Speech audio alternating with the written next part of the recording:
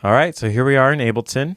I'm going to jump into the drums for my new single, Hand Rolled. If you haven't watched the intro video to this particular playlist, you definitely need to go check that out. I'll link it here. Start there. But we're going to jump into my new single, Hand Rolled, and we'll take a listen. So I'm going to specifically focus on the drums.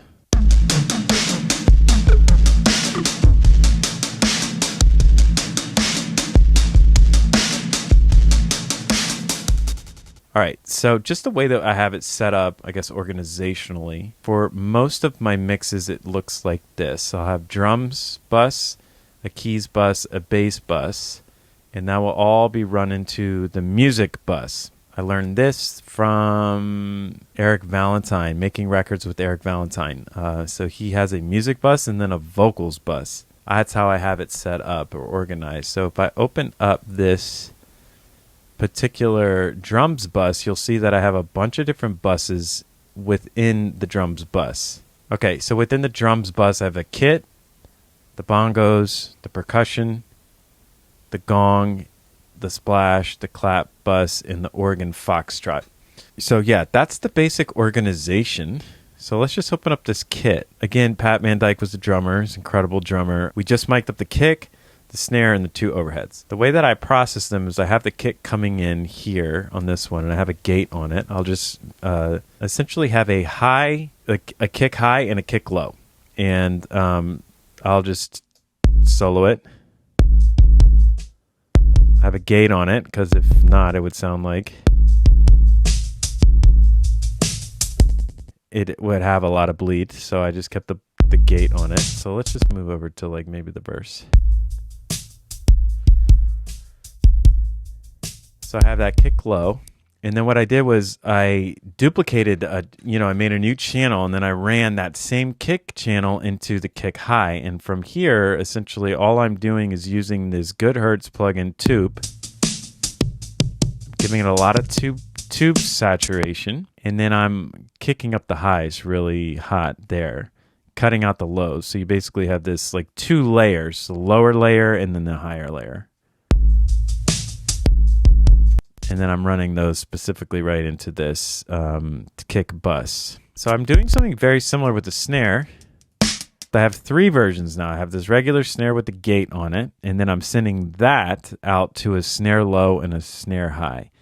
And you see on the snare low, you're going to have the high ends cut off. I'll just play that.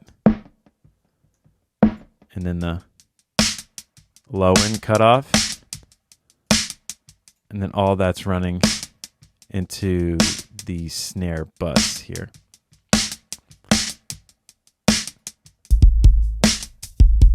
We just had two overhead mics. It's amazing, actually, what I didn't really know until I started. So yeah, what I didn't really know is that the overheads actually carry a lot of snare sound. So if I just play the kit,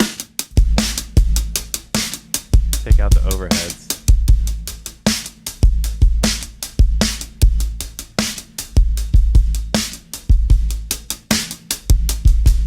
So I have the two overheads going here. I have the basic EQing on left and right, hard panned left and right, as you see here. And then they're all running to this OH bus, which I have a little bit of compressing, which I have a little bit of processing, I should say, going on there. I open up a brand new track, and then I put a Devil Lock on it, which is this plugin from Soundtoys. It's just got a crunch, crush. It's just replica of an older piece of gear that really smushes this track. So I subtly bring that in. So I'll just play you what it sounds like. That's without it.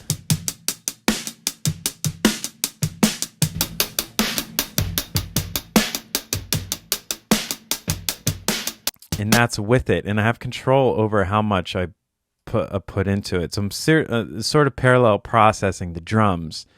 So that's like parallel processing the overheads only with the Devil Lock, which I love doing that. It gives you a little bit of freedom to, like, in a certain place, like just increase the volume of the Devil Lock, and it's just going to give you a little bit more juice. So watch.